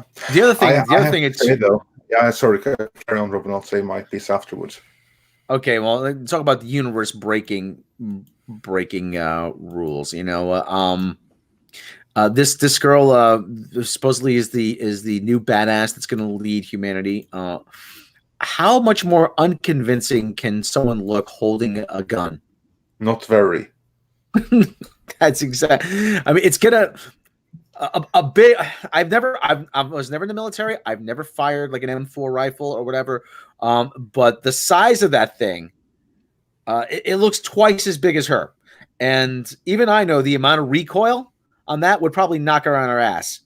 Well, here's the problem with one of the stupidest scenes in the movie is basically where she's learning to shoot. It's like she can't fire a gun, like the gun with the recoil, everything like that. That's a problem, and she can't hit anything, which is fine. And given that it's the first time that she holds a gun, and then Sarah Connor's just like, no, don't give her this little piece of crap gun, give her a real gun, and she gives her like this huge bazooka thing. This is the kind of thing that has a recoil that should send her like 10 meters backwards. But on this, no problem at all. She fires it as if it was a plasma gun, and she hits everything dead on right away, just like rain. Because she's Joan Connor. Come on now. Yeah, but that's part of the problem is, you don't believe her. And it's the same problem we had with Solo when they finally, spoilers show who Enfys Nest is. It's the same kind of thing. Instead of John Connor was trained from birth. Exactly. And not only that was what I was going to get to here. I don't know what kind of casting process went into picking this girl. Maybe Mr. H can shine a little light on that. But the way I look at it, they went and they searched everywhere for Edward Furlong. And they picked him because he was charismatic and he pulled you in right away because they knew you didn't have a lot of time to get to know this kid before the shit started to hit the fan. Yep. And he's built up in the first movie by so much that once you see this kid and you get to start to see him, they knew they had to have the right person for the job. And they found the right person at that time. I don't know what they did with this girl, but they needed somebody who had the charisma of like a young Rosie Perez or something like that, or what's her face? Young Linda Hamilton in Terminator 2. Right, but I was trying to get, to the right... More ethnic, ethnic kind of example here. Salma Hayek, that's what I was trying to think of. Somebody with that kind of charisma to where this girl doesn't have. She just Screen doesn't presence. have it. Screen presence. And not only that scene that Andre's talking about, you could have easily gotten around that. Okay, they just wanted to do it because didn't Arnold, wasn't he the one who was trying to coach her at first, or was it Mackenzie? I can't remember. But I think it was him. So, there you had him completely humiliated. That's what I was trying to. There he was like teaching her how to shoot the right way, and then Sarah Connor comes in and is like, "No, you male, you can't do this right. Step back and let a woman do this." No, and they should have done it better. No, you're trying to teach her how to shoot like a machine. She needs to try to shoot like a person. That would have fixed that scene. Otherwise, you just needed a little montage where you show them through the night teaching her how to shoot. That's not that hard to do. And you don't need to make it this big thing. And that's what I was going to get to is like, because I remember, right? Yeah, it was like they were trying to just humiliate Arnold some more by making, you can't teach her how to shoot. Well, I'll show you. You just tell her that a Terminator just killed her family, which it just did. It makes no sense in the whole context of the scene, but you're like trying to motivate her for something that's already happened. It's like should be motivated enough. For fuck's sake. Yeah, it's like, come on here. This is dumb, also she literally just said, "I'm gonna stand and fight." So you're motivated. Your motivation's just there, dickhead. Fuck me. I'm going to stand and fight. I'm like, and that was that one. The line I saw was very unconvincing. Yeah, we already talked about that. It was worse in context, and that actually really annoyed me. Like with this final stand, where basically it's like saying, "We stand here. This is our kill box. Here we stand and die." It's basically what she was like saying. It's like, okay, you had some good circumstances there, but boy, you didn't plan that at all. No. Well, I keep saying this. This is probably a high-profile failure we need, though. That this is, we could stand to have a few more high-profile failures, but they're never going to learn from it. Remember, it's just misogynist. It's just rampant fucking misogynist. No, the problem it's all trolls. It's all trolls, guys. Come on now. No, the problem you have, Rob, is that Rambo failed too. And Rambo was actually a decent movie. Unfortunately, that was unfortunate. So all they're going to see now is that these old retreads don't work. We need something, they're just going to see it in that respect. Hollywood always takes the wrong lesson from everything. I mean, that's the thing. But the other part about this, like I said, the whole heavy-handedness of this, the killing of John Connor, and like granted, that is heavy-handed. And I want to actually draw a parallel. It's in poor taste. I heard that. I mean, this is as well. It's in poor taste, but I mean, it seems another thing too. I mean, Luke Skywalker, the Peter Parker character from Into the Spider-Verse, and a lot of people criticize me for this, for me analyzing the subtext of that. It fits into the whole narrative. Look, the traditional action hero archetypes are dead, and we killed them. We're going to give you something new and better. And no, it's not new and better. You're just effing everything up. And if this is evidence that you think that this is better, I'm like, really? It's just more evidence that you have no idea what you're doing. Comment, please. Well, you're not wrong, and that's just it. But I mean, this vacuum of Hollywood. I got a lot of criticism, but and I agree with you, Rob. I'm one of the few that do. No. And I'm one of the few people who do agree with you, because I didn't really care for Spider-Verse, and that was one of the reasons why I seen that aspect of the movie. Now, granted, the difference between Spider-Verse and The Last Jedi, though, is they actually allow Peter Parker to have his moments to shine later in the film. But there's just other issues, that go along with that last part of the movie. But still, there's there's a theme of humiliation. Speaking of humiliation, there was a great comment in the comments. Where else right here? Stuart Boyle, time to fight back with a right-wing She-Ra. Like that'll ever happen. Never gonna happen. I want She-Ra. That would be hilarious, though. I want She-Ra, and I want it played by Jenna Jameson. Then you can kiss your King Conan movie That's Pretty never going to happen much. now either. Yeah, that we can kiss. Yeah, actually, I have to say Such a this is fucking the one shame. thing. This is the one thing that I think is the most horrendous with all of this. There is one person that I feel sorry for in this entire ordeal, and that's Arnold Schwarzenegger, because Yeah. he's I agree. an awesome guy, and he doesn't deserve this flop, yet another flop. He really doesn't deserve it. But there's worse. The previous Terminator movie that killed Legend of Conan. That movie was done. The script was written. A director was in talks. I don't know who, but a director was in talks. Basically, everything was ready to go. Universal were just there. They were waiting Genesis to come in, and it was just to measure Arnold Schwarzenegger's viability as a star, and if they would push 150 million into Conan or if they wouldn't. And when that movie bombed, they pulled the plug, and that was the end of Legend of Conan. I don't know exactly what is the state of a King Conan movie right now in this moment. I know that Arnold Schwarzenegger knows something that we don't. Well, you said there was a script. Something. There was a script for King Conan.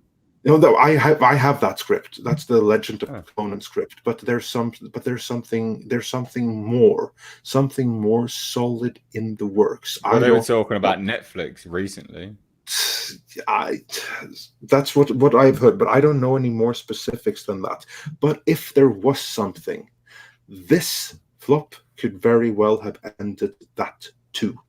Oh, without a shadow of a doubt, it's not going to happen. It's not going to happen at all. Like, you got to remember, like, it's all peaks and troughs with Hollywood. They're going to look at this, take the entirely wrong things from this. They're going to bury their heads in the sand. They're going to blame misogynists and trolls, and they're just going to go, no, we're not going to do this. We're going to double down, give you more utter wank, and you're going to love it. But, you know. Mm-hmm. That's what a gambler always does on a losing streak. They double down. Yep. So, yeah. I just, I remember this kind of trend though in the 90s, the whole female empowerment trend, Lilith Fair, that kind of stuff, and fortunately it didn't last long.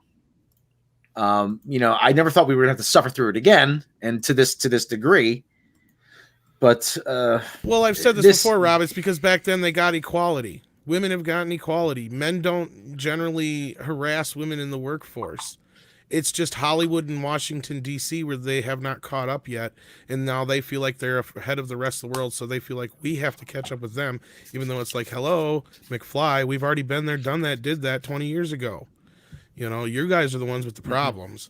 I've already had several bosses that were women. How about you?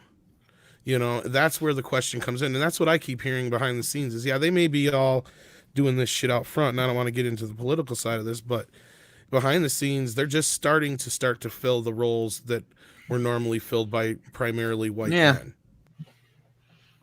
Yeah. And it's I don't know. Anyway, long story short, viewers, Terminator Dark Fate sucks massive donkey ball. Oh, yeah. And you shouldn't fucking watch it.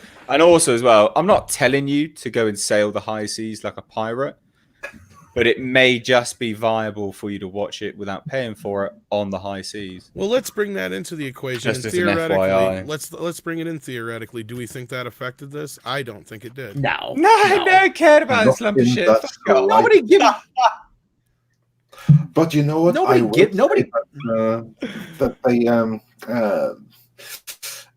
They did a stupid release schedule by releasing it in some select countries 1 week before the States. Pretty much guaranteeing it's going to get online. You can do that if you know you got a hit on your hands. Yeah. Then you can do that. But in this case, the only thing that happened is they can broadcast that the movie kind of underperformed everywhere, and it got pretty middling to bad reviews everywhere. That's what's going to be coming in to the domestic opening weekend. That's because they thought, okay, here's the thing, Andre, and this is why they did this. Arnold is so big overseas, and as you guys pointed out, the last one did very well. Like I remembered it did overseas. They thought it was going to do super bang up in these few probably territories that it probably did very well with the last one, and it didn't. And then in the process, it, like we said, theoretically may have leaked online, and they facilitated that to happen before it hit their biggest markets. So they shot themselves in the foot twice. They shot both feet, actually, however you want to put it, with this whole thing, basically. And I think that was their motivation, was to try and, for you. they were trying to build up some kind of hype for it in these other areas, and then they just screwed themselves. Is what I think happened. Because they had to Generate they had buzz, a good movie, yeah. but yeah. But also as well, it's different distributors as well. So I don't That think could it be was part their of it. choice. It's Okay. Fox distributing it, I believe, in the UK. I don't think it's Fox that's distributing it in the States.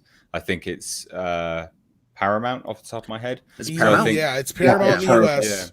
So I don't think that was their plan. It's not something that they wanted to do.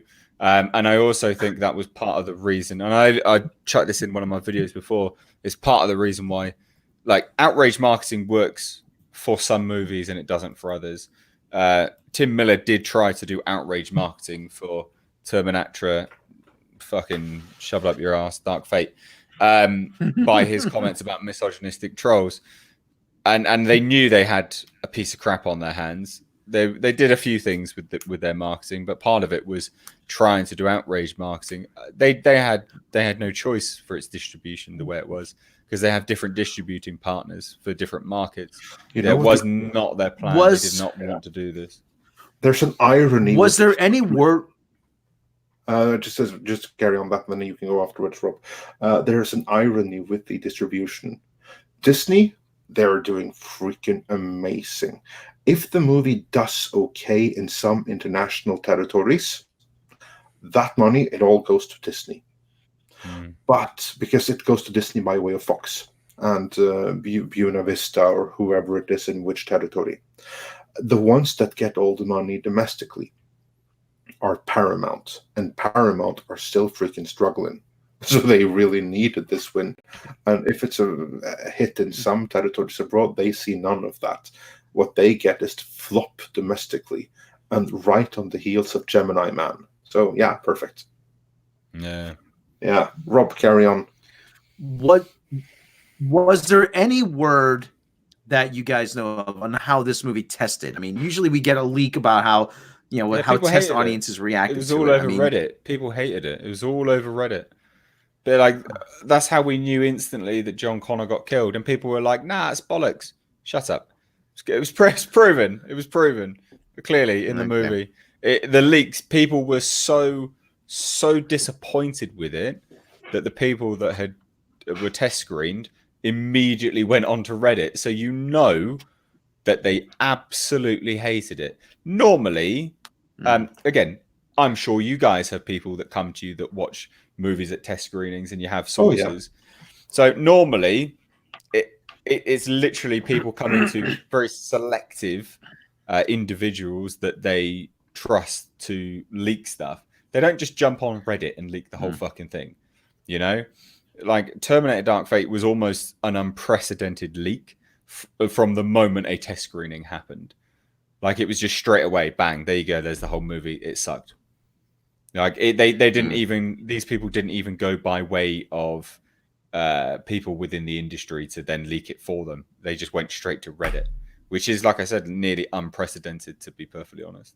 Right. Well, that goes along with a lot of stuff we get told sometimes too. And that's like, people ask, well, don't you guys ever report positive stuff? It's like, well, we very rarely get positive stuff. It's usually the negative stuff that gets out, because when everything is going good. Well, I got some positive stuff. You do once in a while. Yeah. Once you build up certain relationships. Yes. But you have the other side of it is, the problem is when there's what I was getting to though is when the ship is running tightly and everybody's happy with everything, they don't want leaks to get out because they don't want it to be spoiled.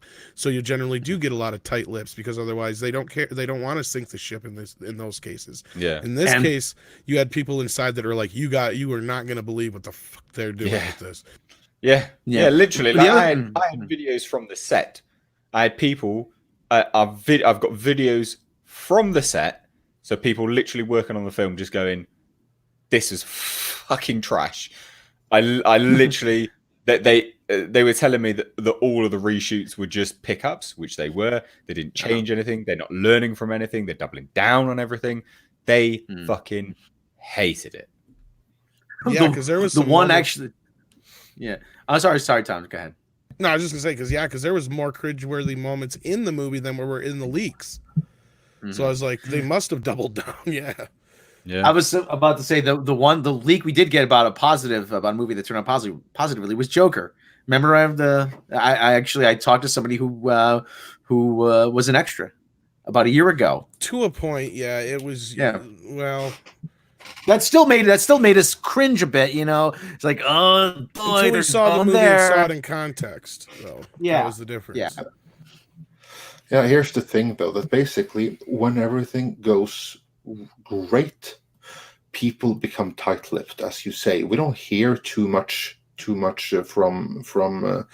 screenings and stuff like that where everything is awesome, because then people generally they keep quiet because they want everyone to share that awesome experience. It's when people are horrified with what they see that they want word to get out.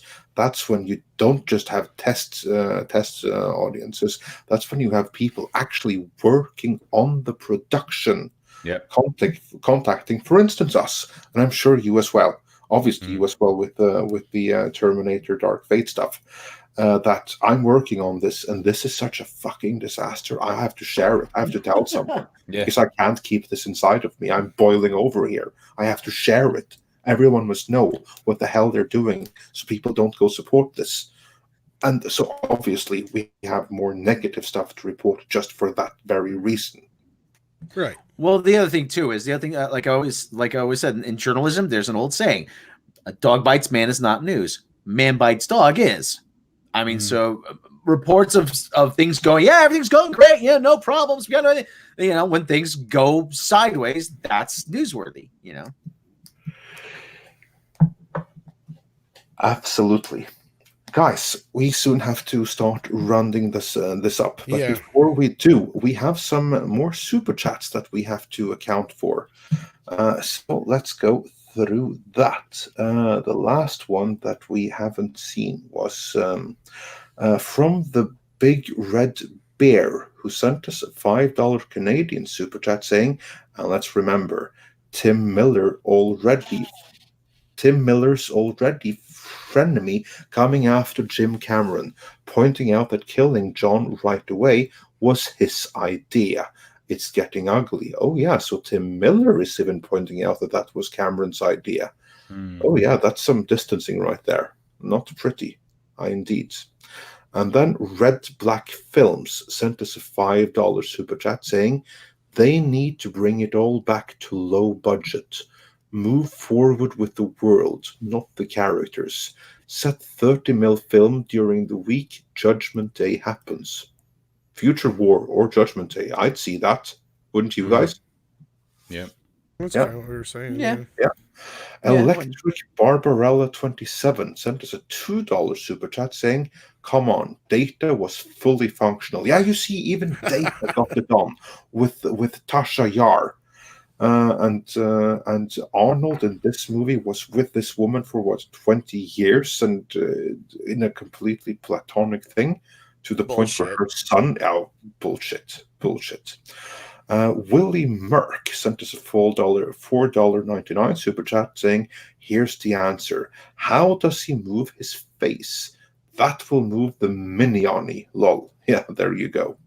Captain Hare sent us another $2 super chat saying, Arnie should have owned a Carl's Jr. in this movie. I see we're sticking on topic here. We make the best hamburgers. To character. Would you like some curly fries? Yeah. And Adam Wofford also sent us a $2 super chat saying, it was a shotgun, bullpup type. That would be the one that Ray was holding during the training. I don't know enough about guns to say how much of a kick there is in a bullpup type, but evidently not enough to do anything. She don't weigh but $105 though. Girls. There's no way she weighs more than like 105 pounds. She's tiny. There's no way. I think even 105 pounds sounds like much for her. But I'm trying to be nice. I don't think you've succeeded. Well, she's at least 10 pounds of boobs there, but that's about it. I don't know. Not helping there. Oh, you're being a toxic I know. toxic man. I was waiting Tom. for that, Rob. You're being toxic. And then moving on, Slashy sent us a $2 super chat saying Sarah Connor Chronicles is the best T2 sequel. I want to disagree with that.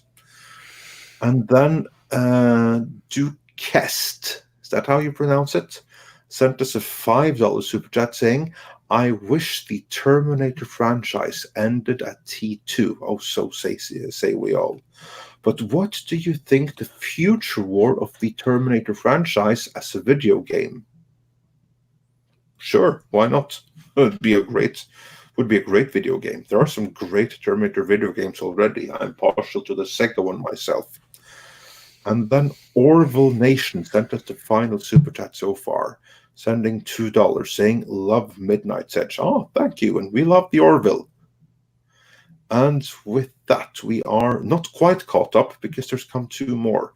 John Connor, of all people, sent us a $1.99 super chat saying, all sequels should have been Future War, Reese Dream style. That's the big problem to me with Salvation. It was nothing like the Future War in the original movies. Where was the blue filter? Well, and that was there was issues. That's what I was saying. There was issues with that. Yeah, memorandum. Justice for John Connor. Yeah. And Phage Lives sent us a $4.99 super chat saying, waves high, glad to see you guys streaming tonight. Oh, well, thank you. And thanks to everyone watching as well. We've had quite the crowd, pulling in roughly around 1,200, 1,300 pretty much throughout the broadcast. So that's brilliant. And we just got another super chat from North American Hamrammer. Awesome name. $5 super chat. Imagine Sarah and John split up with Sarah versus Liquid Rev 9 and John versus Metal Rev 9, splitting scene by scene, playing with different versions in contrast. I would love to have seen that. Wouldn't you guys? We said it made more sense, like we said before, you didn't need to kill him. Yeah. And here's a question for the panel by ActionCom, who sent us a $5 super chat. What do you think of the trend of sequels ignoring previous sequels? Mr. H, give us your thought on that. It's lazy as fuck. That was nice and short answer. Tom? I'm not a fan of it because we get like 12 different timelines and shit, and then it gets convoluted when you're trying to explain, to a friend or something like who isn't necessarily a fan. But like look at Halloween, and that's where we seen a big, where it worked big time in their advantage to reboot yet again for basically the fourth or fifth time, depending on how you want to look at it, the Halloween franchise, and it worked out for them. But that's going to be the anomaly. I think Ghostbusters might be lucky enough, but I hold out judgment yet till I at least see that first trailer. Kind of like the last one. But anyway. Too confusing. Too confusing for people who aren't familiar. Yeah, I mean, that's the whole thing. And like at this point, what can you really do? And I always point, and this comes back to what a lot of people say, including you, like you guys and myself, Terminator should not be a franchise. Yeah, we said that right off the bat. It is a great Schwarzenegger movie, and it is a very good sequel to a great Schwarzenegger movie. That's it. That's where it ends. As for me, I think that there are some cases where it's absolutely justified to ignore the sequels. And Terminator could very well be one such franchise. Like, for instance, say that Gale Ann Hurd gets the rights. The way to go is absolutely to ignore Dark Fate along with everyone else. Keep on trying to make that third movie and hopefully succeed next time. They certainly didn't this time. But overall, if there's a way that you can include it all, however casually, then do that. I don't like to resort to headcanon to the extent of which it can be avoided, where you have to try to make sense of things because the filmmakers are too lazy to do so. So if you have to do it, if you have to ignore some sequels, then yeah, please go do that, but make sure that there's no other option to do so first. In the case of Terminator, though, there's only two. There's still only two. Is my thought on that. Mm-hmm. Oh, and just so another brilliant comment here, Robert Just Fan, RoboCop versus Terminator. I agree completely. That's a crossover that I would see, and I say that because Frank Miller's comic, RoboCop versus Terminator, if you haven't seen it, is freaking fantastic. Yeah, that's actually good. It's really good, and Yeah. that would be one way to bridge the gap between the two franchises. Take heavy inspiration from that. That's what I think is so frustrating, both with Alien and Predator and RoboCop and Terminator. So much better work has been done in the Dark Horse comics than has been done in any of the movies since the originals. You can throw Alien in there too, or did you say Alien? Yeah, I did say Alien. Okay, I didn't hear it. I'm sorry. Yeah. And especially Alien versus Predator, Yeah. which started out in the Dark Horse comics. Too wasted. Original miniseries. My God, it was so good. And the way that they absolutely mauled it in the movie. Such a tragedy. Both of them, especially the second one. Yeah. Two wasted attempts at that. I can't even say. But they still haven't done RoboCop versus Terminator. They probably messed that up too. No, and I'm worried about someone in Hollywood- RoboCop now because of what's going on over there. I don't even know if we're going to see isn't that pretty much done for? I haven't heard shit since. Yeah, pretty much. Well, Blomkamp's left it, so That's what I meant. Yeah, since Blomkamp left, there hasn't been any word at all. So how long do you guys think before we see another Terminator movie? I mean, you think it goes into the vault for a while? It all depends on the Gail Ann Hurd situation. Yeah, I think so. I think so. If she gets in the mix, then they're going to have to make another movie to justify trying to make some more money. If she's not in the mix, I think James Cameron could give two shits about it enough to where if he has to sign off on anything, he'll probably make it set for a while. Yeah, and he's not one to give a shit about that. So yeah, but the one that really determines if this gets a sequel is David Ellison of Skydance. That's what I was wondering. I don't know if they see eye to eye. Yeah, but they don't have to see eye to eye because he's the one who effectively controls it right now. For how many years does he have it now? That is what we don't know. But obviously there is a return clause. There's going to be a set amount of years after the opening of this one that he has to start production on the next movie or forfeit the rights. I guarantee it's generally 3 years, if not 4. It's generally 3 years and some months. For comparison, in the contract with Sony between Marvel over Spider-Man, not the current one, but like the traditional licensing one, it was 3 years, 9 months from the release of the previous one till cameras had to be rolling on the next one, and then it had to be released 5 years, 9 months after the release of the previous movie. So that was the time frame, almost 6 years from the release of one to the release of the other. Which is similar to the time from here? I don't know. I cannot say. But there is a clause like that. And if they is able to get someone to fund another, there's going to be another. If there isn't, it's going to go back to Cameron. And then Cameron and Gail Ann Hurd can duke it out for what happens next. Chat there, Andre. Yeah, and actually, on that we got 2 of them, I think. The DCV Titan sent us a $5 Canadian super chat saying they botched the RoboCop versus Terminator movie like they botched Alien versus Predator. How do you screw up a movie about illegal immigrants versus priests? Oh, they'll find a way. They'll find a way, depending on who's doing it. Yeah. Another good one. Jay von Högen in the comments says, "How about Rian Johnson directing the Terminator holiday special?" Yeah, that would be something. You want to see some heads explode? Sure. Gonna have to make it necessary to The Terminator holiday special. This is even better than Jingle All the Way. Trust me. And Crank Gorilla says, "I saw Mr. H Terminator review. Quite good. So kudos to you, Mr. H." Thank you. Appreciate it.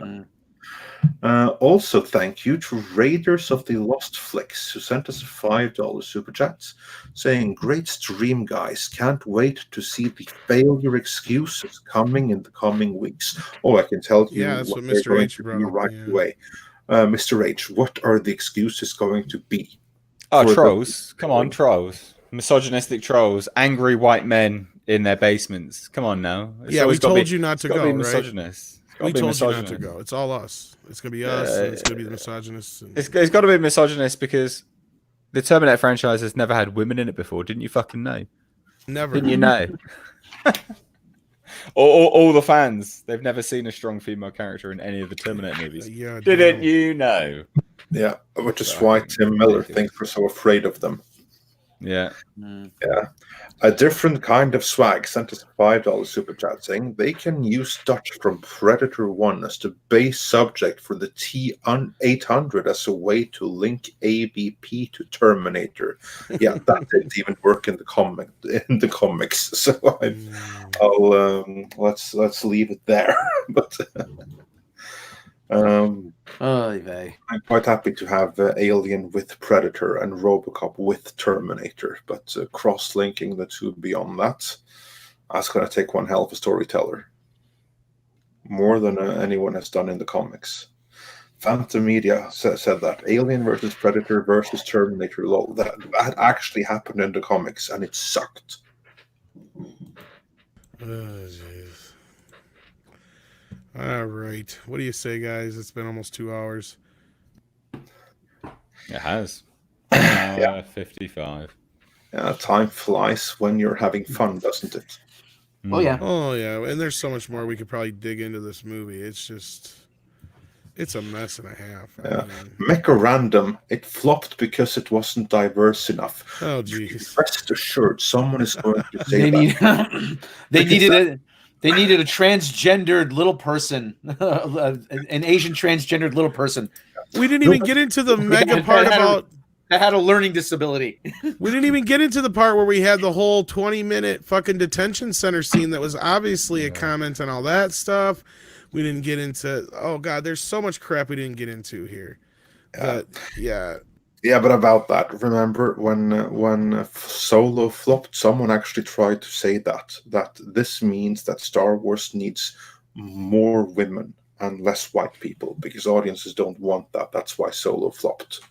Yeah. We don't want Han Solo in his own movie. That's exactly the reason why Solo flopped. Didn't have anything to do with that. It was a shit movie with a guy who, with as much on-screen presence as a piece of wood. Yeah. Well, not to mention The Last Jedi was the most divisive Star Wars movie in history. No, that had nothing to do with it. I have a pitch idea. Rian Johnson could direct a Ryan comedy with the dude from Solo and the chick from Terminator Dark Fate. Oh, hey, it's my movie. Oh God! Don't give me any ideas, Andre. Please. He's already. Knives Out, the alt-right web guy is based on Last Jedi fans. That was his big inspiration. That Namco's 2 pounds or €2 super 2 chat. pounds. 2 pounds. 2 pounds. Yeah. 2 pounds super chat. Peter Dinklage and Metal Face. That is a deep cut for somebody who obviously has been listening to Minute's Edge after Dark Fate in a long time. Isn't that right, Rob? That's right. That goes back to Jake. You know, we got to check on him. He's still in the shed with Melman. Tried a couple times here. We got to get him on again. Yes. Yeah. until we get Jake, we have Adam Watford, who sent us a $5 super chat saying, as soon as the armored ship was destroyed at the end of T2, should have reset timeline, making everything not taking place. Well, that depends on the rules on the time travel, though. That's pretty much what they do here, though. But instead, what you have is a situation where they say, "Oh, just so we have another Arnold, one did get sent back just before." Yeah, no, I actually accept that. I don't have an issue with that because if they were sent back before the change, so to speak, then they're still going to arrive later, even though along the same time stream. I get that, and I have no issue with that. My problem is killing John Connor was pointless. You did not have to kill John Connor. No, you've got so much better movie with him. Let the past die. Kill it if you have to. Yeah. Oh yeah. Well, there's some of that going around, which I'm not saying is a good thing. Here's a comment. Jay von Högen. I hope I say your name right. I think I do. Did you hear about the interview with Anthony Daniels in which he criticizes Disney for wasting C-3PO's character? Yes, he also says credit yet. But I did, and yeah, he says that he says the same thing about Luke's character too. Well, so we know he's to be destroyed in the Rise of Skywalker, don't we? Well, it's all coming out in the wash. It's all coming out in the wash, my friends. Oh, that's a movie, by the way, I hope is going to flop. Oh, yeah, see, Mecca did a video about that this morning. So yeah, I sent her the article. Go check that out. Oops, I just clicked the same thing Andre did. Yeah. And Kevin Gauthier evidently just joined the chat because he's asking, is John Connor dead? Well, he is in this movie, so it'll be ignored by the next one. So, yeah, but only temporarily. We'll see. They may watch. They'll end up trucking on and making a sequel of this one just because. Yeah. The Fly wonders, where's Mr. H? Oh, he's still here. He just transformed into a boob temporarily. See, he's back again. I'm back. Motherfucker. The StreamYard white boob. Yeah, well, to be fair, we were all white boobs at one point. At one time, we all were white boobs. Before the previous firmware update from StreamYard. So there's that. Yes, indeed. Crank Gorilla says, don't think I saw Genesis. I avoided that stinker when they misspelled Genesis. Unbelievable montages. Yeah. Genesis. Reacted to that. Genesis. Yeah. Action.com. What about the movie starring Arnold Schwarzenegger where he's a mad scientist that invents the Terminators? They deleted that scene from Terminator 3. Oh, I love that scene where they're like, are you talking about the one where they're like, we'll get him a new voice? Yeah, we have to work on that. Sergeant Candy scene. Yeah, Sergeant Candy. I guess, wasn't that used in a video game, though, in the video game for it? For the PlayStation? I don't know. I think it was in the PlayStation game. I think you are right, yeah. Oh, it could be. That was kind of funny, though, as out of place as it was. Yeah. Anyway, gentlemen, it's been 2 great hours, and I would like to thank first and foremost the panel for joining us. Mr. H, thanks for joining. It's always a pleasure to have you. So it's great when you have the time to join us, especially when it's something that you're the expert on the internet, and in many ways you are, because your coverage on Terminator and so many other things has been absolutely fantastic. So everyone go check out Mr. H Reviews. Link is in the description for this video, so check it out there. Thank you. So certainly, and also and I linked it earlier too. Yep. Always a pleasure to be doing these things with you, and also thanks to everyone that's been joining us in the chat, all 1,000 of you, 1,067 as of right now in this moment. Firth Comics points out Mr. H looks like a Terminator. Someone said that before. You should be the next T-800. Two guys. Well, you certainly have the body for it. So. Too kind. Yeah, so that's awesome. All right, gentlemen, it's been a pleasure. Thanks to everyone in the chat. Be sure to check out Mr. H to watch some more videos. Don't necessarily watch Terminator Dark Fate, but if you really want to, then go right for it. And yeah, we'll be seeing you around. Have a great day. See you later.